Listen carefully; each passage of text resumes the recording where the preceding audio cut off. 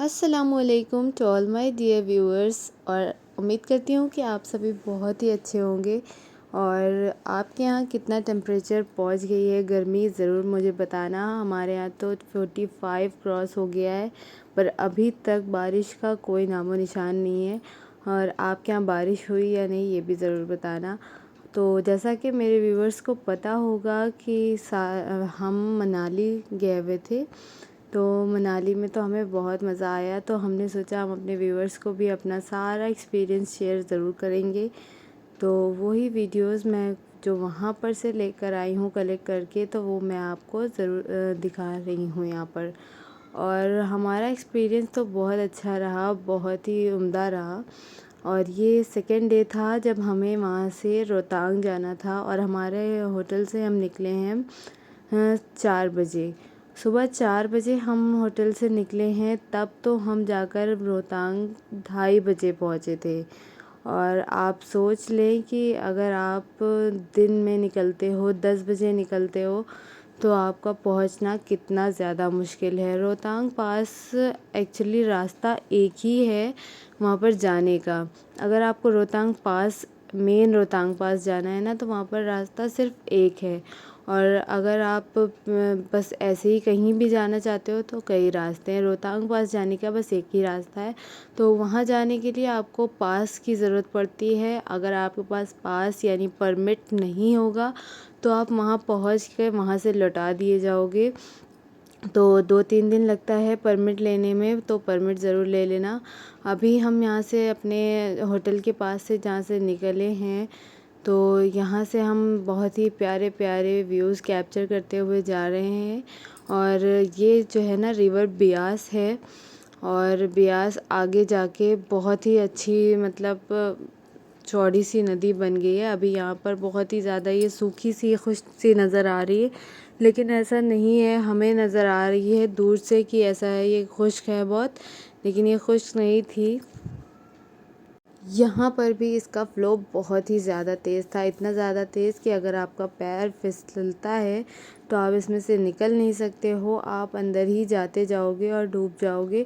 और जो यहाँ पर पत्थर हैं उनमें सर टकराने से मौत भी हो जाती है। इतनी ज़्यादा ये, मतलब ख़तरनाक रिवर होती है यहाँ पर, क्योंकि यहाँ पर पत्थर बहुत ज़्यादा होते हैं। और ये हम यहाँ पर देख रहे थे, यहाँ पर बहुत सारी शीप्स एक साथ जा रही हैं, और बहुत ही, मतलब सलीक़े वाली हो रही हैं कि जिस तरह स्कूल्स के बच्चे होते हैं कि लाइन लगाकर भेजे जाते हैं, उनसे भी ज़्यादा बिल्कुल ही मैनर्स वाली हैं ये शीप्स, कि बहुत अच्छे थे। यहाँ पर लाइन लगा के नज़र आई हैं। ये देखिए किस तरह से ये यहाँ से जा रही हैं, आप देख रहे होगे।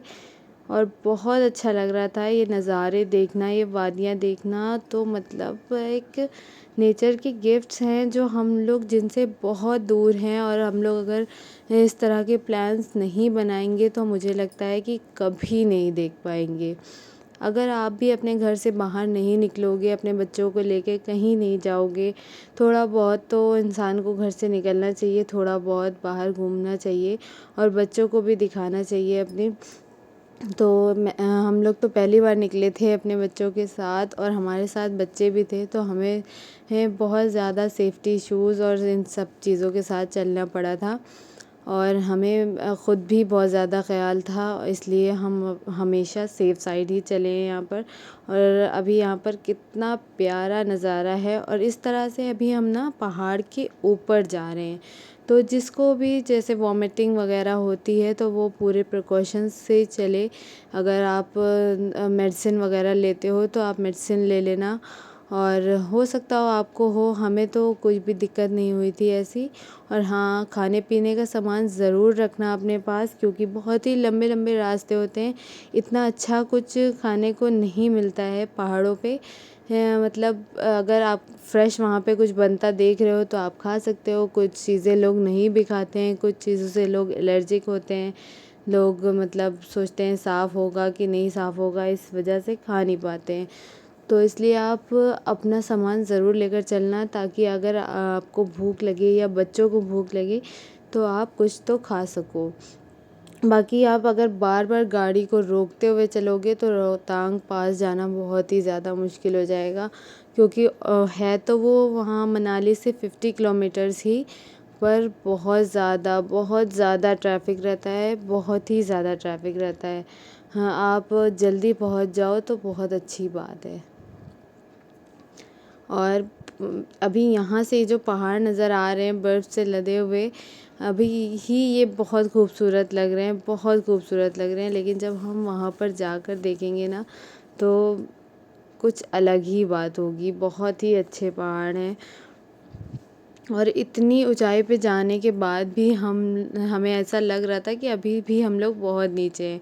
13,000 फीट की ऊंचाई पे हम लोग पहुँच गए थे और बहुत ठंडा था वहाँ पे, बच्चों के लिए तो बहुत ज़्यादा ठंडा था। अगर आप बड़े सारे जा रहे हो, एडल्ट्स जा रहे हो, तो आपको इतनी दिक्कत नहीं होगी, तब आप आराम से एंजॉय कर सकोगे। लेकिन आप बच्चों के साथ जा रहे हो तो बच्चों का पूरा ख़्याल रखना है आपको। बिल्कुल आपने उनकी ही मर्ज़ी से जाना है और उनकी ही मर्ज़ी से वापस आना है। ये देखिए यहाँ पर हम पहुँच गए थे। ये है जिसे हम कहते हैं रोहतांग पास। मतलब यहीं पे आपको जो परमिट मिला होगा वो आपको यहीं पे दिखाना होता है और यहीं से वो आपको अलाउ करते हैं। और कभी-कभी जिनके पास परमिट नहीं होता है तो उनको अलाउ नहीं भी करते हैं और यहीं से ही वापस भेज देते हैं। और कई रास्ते होते हैं यहाँ से, अगर आपको वापस नहीं जाना है और आपके पास परमिट भी नहीं है तो यहाँ पे कुछ लोकल्स ऐसे हैं जो परमिट लेकर रखते हैं, पर वो ज़्यादा पैसे लेते हैं रोहतांग पास पहुँचाने का। मतलब आप समझ रहे हो ना, हर जगह पे मजबूरी का फ़ायदा तो उठाया जाता है, तो इसलिए आप 2-3 दिन पहले परमिट ज़रूर ले लेना। और जब हम इस पास को हम लोगों ने पार किया ना, तब उसके बाद थोड़ा हमें रोड बहुत साफ़ मिल गया था, मतलब ट्रैफ़िक बहुत कम मिला।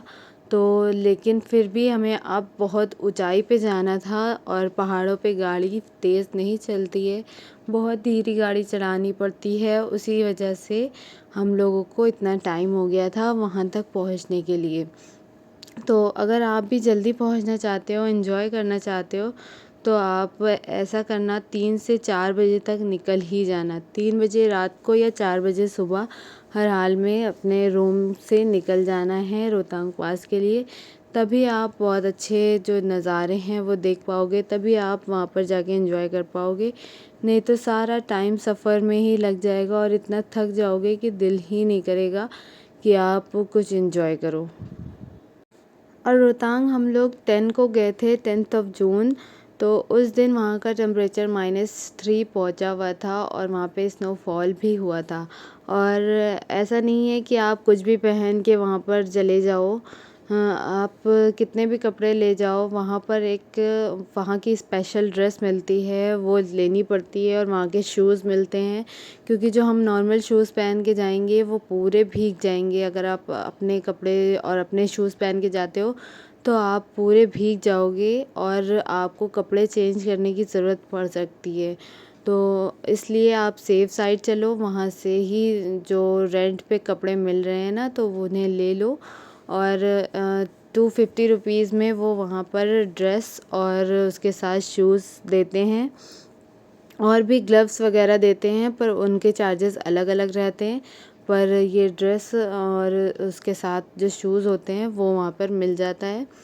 और उसमें मतलब ये है कि आप भीगोगे नहीं, वो ड्रेस ऊपर से भीगती है, अंदर से नहीं भीगती। और वो शूज़ भी वैसे ही होते हैं कि ऊपर से भीगते हैं, अंदर से नहीं भीगते हैं। तो आप इजीली उन्हें पहन लोगे और एंजॉय कर सकोगे।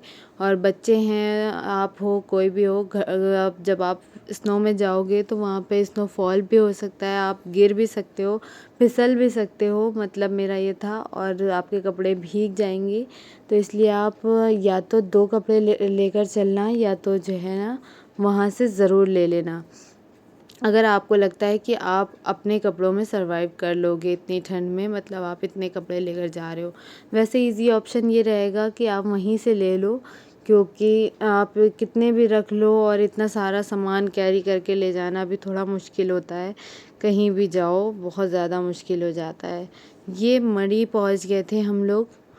तो मरी पे यहाँ पर बहुत सारे ढाबे बने हुए हैं, बहुत अच्छा सा यहाँ पर मतलब लुक आता है। यहाँ पे आप फ़ोटोज़ खिंचा सकते हो। और अब मरी के बाद सीधे हम यहाँ पर पहुँच गए हैं हैं रोहतांग। रोहतांग में इस तरह से बर्फ़ लगी हुई थी, ये देखिए बर्फ़ की चादरें बिल्कुल लगी हुई हैं और ये कितना प्यारा नज़ारा था हम लोगों के लिए जिन्होंने कभी ही मतलब स्नोफॉल नहीं देखा है, जिन्होंने कभी भी बर्फ़ नहीं देखी है, तो उनके लिए तो ये बहुत ज़्यादा ड्रीम वाला टाइम था कि बहुत अच्छा लग रहा था। और यहाँ पे टेम्परेचर भी बहुत अच्छा हो रहा था, बहुत ठंडा हो रहा था।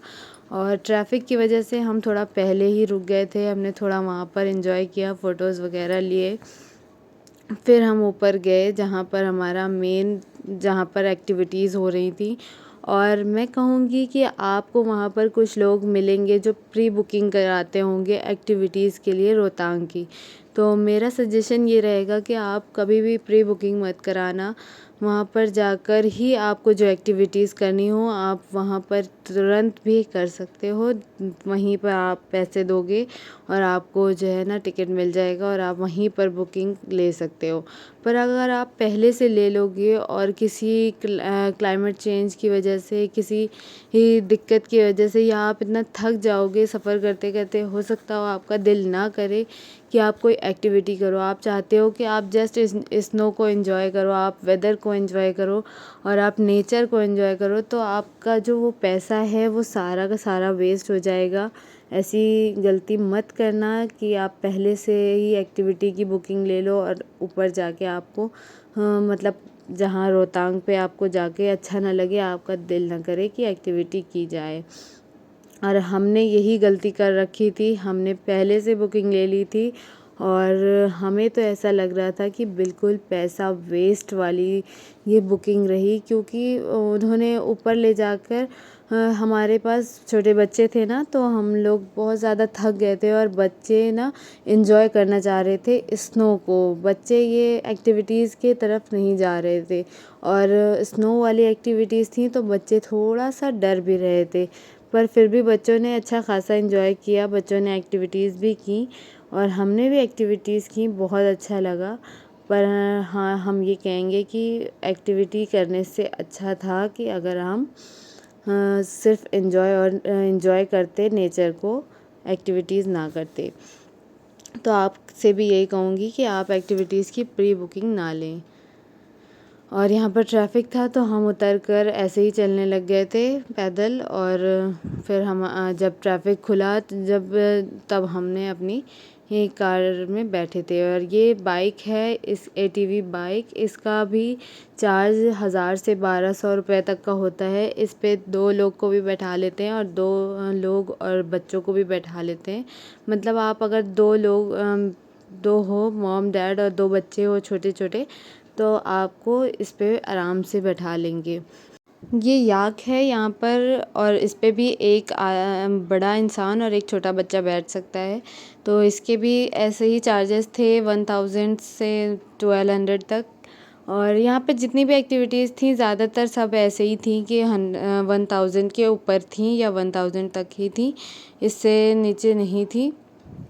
तो आपकी मर्ज़ी, आप करो या ना करो, वहाँ पर जाके आप डिसाइड करो। अगर आप पहले से बुकिंग करा लोगे तो शायद आपका दिल ना करे। मैं तो बस आपको एक सलाह दे रही हूँ, बाकी आपकी मर्ज़ी, आप जब भी जाओ आपके लिए ईज़ी हो सब कुछ।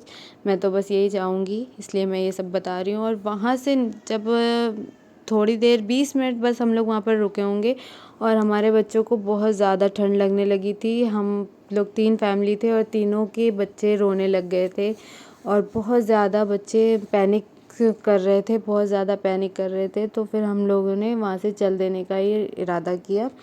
और ये इतना प्यारा सा रास्ता था। जब हम यहाँ से लौट रहे थे तो हमें अटल टनल की तरफ से वापस जाना था, तो हमें अब पूरा घूम के जाना था। और ये वाला जो लौटने वाला रास्ता था ये बहुत अच्छा था, बहुत ही ज़्यादा अच्छा था। मतलब जो कभी ना नज़ारे देखे हों वो नज़ारे यहाँ पर नज़र आ रहे थे और बहुत अच्छा लग रहा था कि सब कुछ मन कर रहा था कैप्चर कर लें और कभी ना भूलें। इस तरह के रास्ते थे और बहुत अच्छा लग रहा था। यहाँ पर आप देखोगे कि यहाँ पर बिल्कुल जो बादल हैं, बादल सारे के सारे पहाड़ पर आकर रुक गए हैं। इस तरह का नज़ारा हुआ था कि मतलब ये तो कभी हमें अपने आसपास नज़र आना ही नहीं है। और ये बहुत खूबसूरत लग रहा था, रियल आइज़ से तो बहुत ज़्यादा खूबसूरत लग रहा था। आप लोग भी देख लो, बहुत अच्छा नज़ारा था, बहुत ही प्यारा, बहुत खूबसूरत नज़ारा था। और इसके बाद हम अटल टनल से पास करके हम सोलांग वैली के साइड गए थे और वहाँ पर हमने एंजॉय किया था ज़िप लाइन की एक्टिविटी। तो वो भी वहाँ पर 1000 के प्लस थी, 1000 प्लस में मिल रही थी। जैसे भी आप बार्गेन करके मतलब कर सको, वैसे तो वो बार्गेन बिल्कुल भी नहीं करते हैं वो लोग, वो 1000 प्लस के हिसाब से ही लेते हैं। तो आप ये भी इंजॉय कर लो। ये है ज़िप लाइन, यहाँ पर से ऐसे बेल्ट से टक करके फिर आपको पुश कर देते हैं और आप सामने जो दूसरा वाला मतलब होता है किनारा, वहाँ पर जाकर रुकोगे और फिर उधर से आपको एक बंदा वहाँ पर मिलेगा और वो भी इसी तरह से आपको बिठा देगा और पुश कर देगा और आप फिर वहाँ से इधर आ जाओगे। और बहुत ही अच्छा लगता है, जिन लोग भी एडवेंचर पसंद करते हैं उन्हें बहुत ज़्यादा मज़ा आया है ये सब करके।